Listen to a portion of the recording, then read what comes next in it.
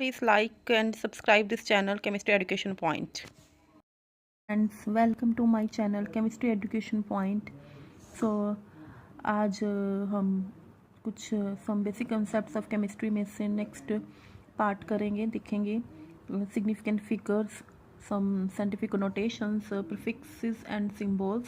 सो जैसे कि आप देख रहे हो यहाँ पर कुछ प्रीफिक्स सिंबल्स हैं, वर्ड्स हैं, क्या यूज़ किए जाते हैं और क्या उनके लिए नोटेशन यूज़ की जाती है, हम उसको देखते हैं। तो चलिए स्टार्ट करते हैं। प्रीफिक्स अगर टेरा है तो उसका सिंबल टी होता है, उसको ट्रिलियन बोला जाता है। जो उसका वर्ड है वो ट्रिलियन है और उसकी जो वैल्यू है वो 10⁻12 होती है। ठीक है, 10⁻12 for trillion. Okay, I just rotate this camera so that it will be more clear to all. Now you can send this way. Prefix, symbol, word, notation. Tera, symbol T, trillion, 10⁻12. Then giga prefix used, symbol G, word billion, 10⁻9. Mega, M, million, and 10⁻6. Here mega, it's a million. Okay, so it is used for capital M. Please don't confuse it with the milli. Okay, milli, sometimes we use millimeter. So वहाँ पर हम symbol जो है M use करते हैं, लेकिन वो capital नहीं, स्मॉल m होता है। ओके, तो यहाँ पर जो मिलियन है वो कैपिटल M जो है वो मिलियन के लिए है, जो कि 10⁻6 होता है। किलो के लिए के, 1000, 10⁻3। हेक्टो, H 100 के लिए यूज़ किया जाता है, 10⁻2, 100 होता है। डेका, DA, डेका का मतलब 10 होता है और यहाँ पर हमारे पास 10 आएगा। फिर उसके बाद हमारे पास 1 के लिए 10⁻0 जो कि 1 होता है। देन डेसी, डेसी के लिए स्मॉल d, 10th, डेसी होता है 1/10, 10th, 10⁻1। ठीक है, और senti, small c, 100th, 10⁻2। 1000th, यहाँ पर th लग रहा है ना, वहाँ पर आप लोगों को ये माइंड में होना चाहिए कि उसमें पावर जो रहेगी वो 10⁻पावर रहेगी, 10⁻पावर होगी। ओके, 10⁻1। तो मिली, तो देखिए एक मिलियन था, जो मेगा था m मिलियन, उसकी वैल्यू 10⁻6 थी। अब जो मिली है वो हाफ हो जाएगा, लेकिन 10⁻3 रहेगा। ओके, 1/1000।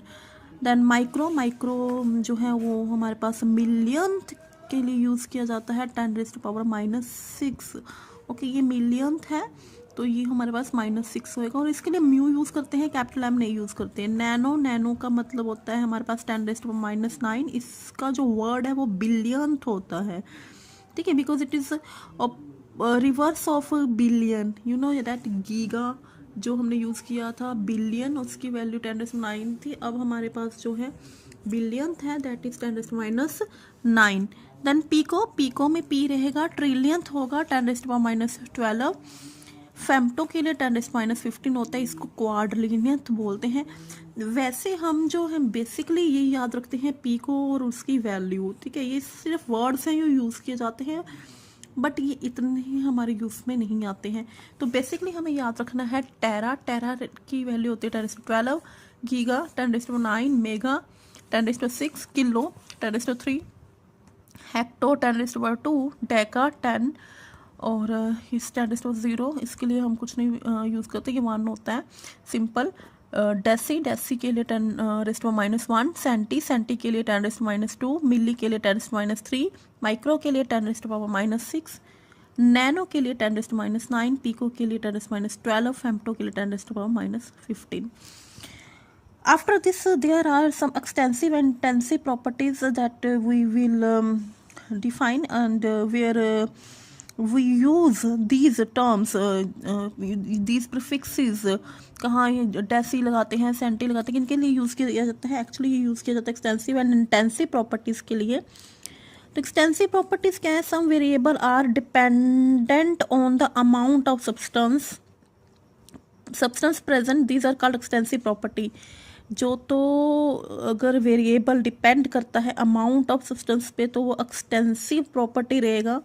ठीक है, इसके लिए volume mass, size, weight, length examples आएंगी, ठीक है। तो वॉल्यूम भी जो है वो अमाउंट पे डिपेंड करता है, मास भी अमाउंट पे डिपेंड करता है, साइज भी, वेट तो ऑब्वियस अमाउंट के लिए डिपेंड करेगा, लेंथ भी।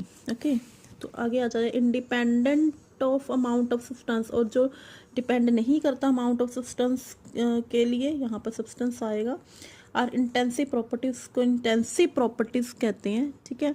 एग्जांपल है बॉइलिंग पॉइंट, कलर, टेम्परेचर, ठीक है। तो ये जो सारी हैं ये इंटेंसिव प्रॉपर्टी है, अमाउंट ऑफ सब्सटेंस पे डिपेंड नहीं करती। कलर जो है वो इस बात पे डिपेंड नहीं करेगा कि क्या अमाउंट है, और टेम्परेचर भी इस बात पे डिपेंड नहीं करेगा कि क्या अमाउंट है, ठीक है। लस्टर, हार्डनेस, ये सारी चीज़ें जो हैं वो डिपेंड नहीं करती। चलिए आगे देखते हैं सिग्निफिकेंट फिगर। सिग्निफिकेंट फिगर्स हमारे पास क्या होती है, all certain digit plus one doubtful digit in a number.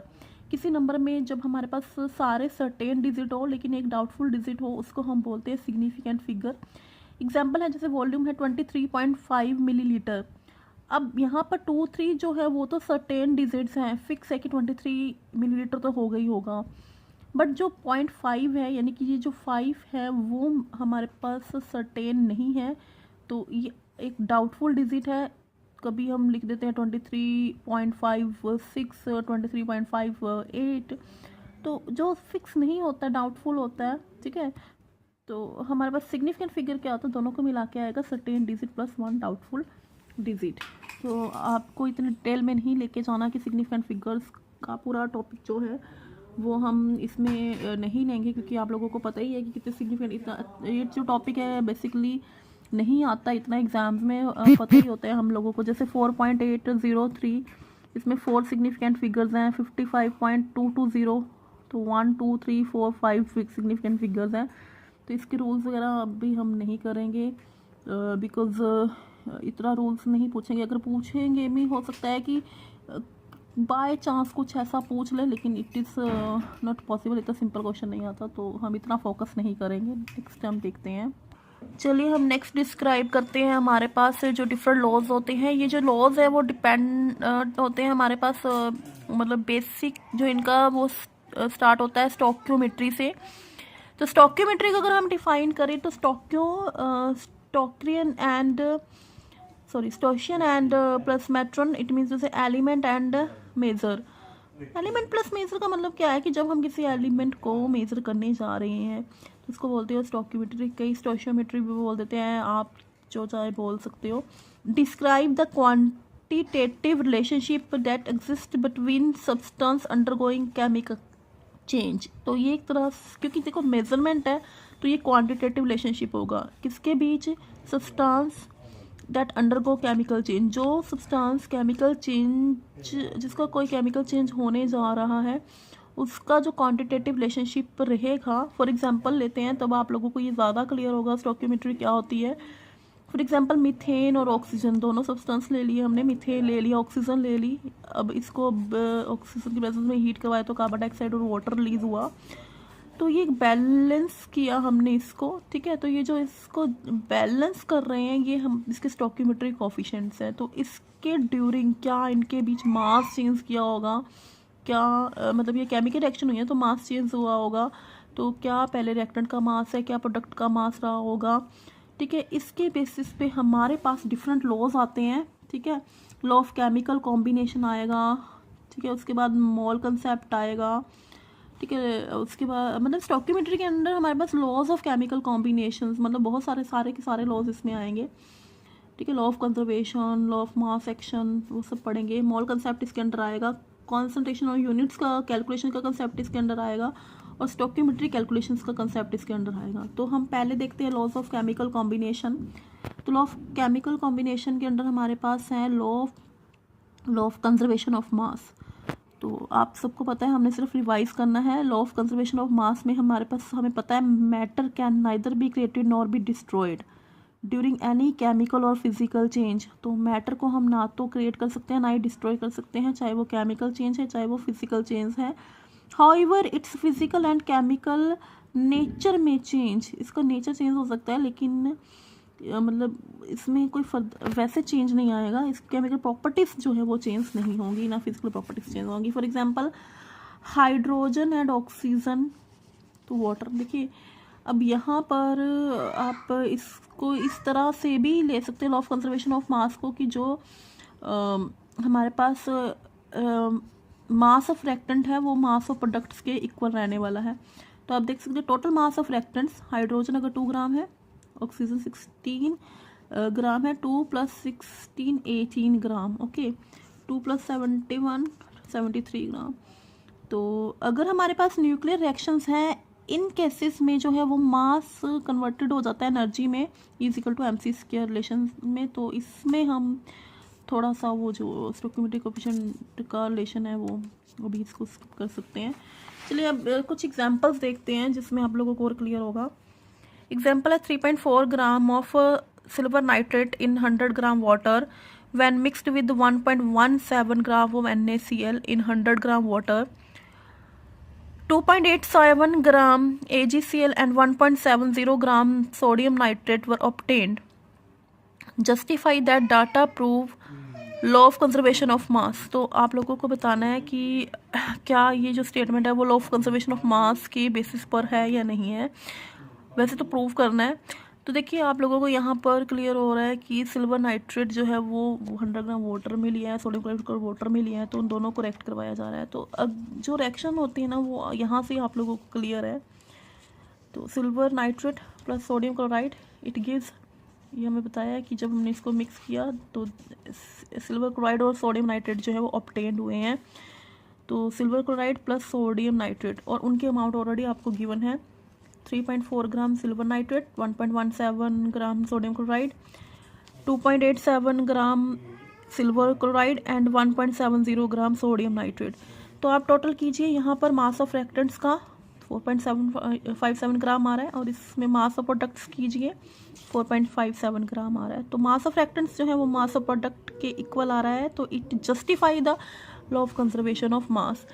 देखिए यहाँ ये न्यूमेरिकल बिल्कुल ही सिंपल है, इसके आगे जो न्यूमेरिकल है वो इस तरह से भी हो सकता है कि आप लोगों को बताया गया हो कि ये लॉ ऑफ कंजर्वेशन ऑफ मास के बेसिस पे है, तो मास ऑफ रिएक्टेंट एक आपको मिस होगा। मतलब जैसे मान लो कि इसका मास आपको x दे रखा है, तो आपको पता है कि mass of reactant equal to mass of product है, उसका टोटल कीजिए, बस यहाँ पे +x आ जाएगा, देन यू कैन कैलकुलेट।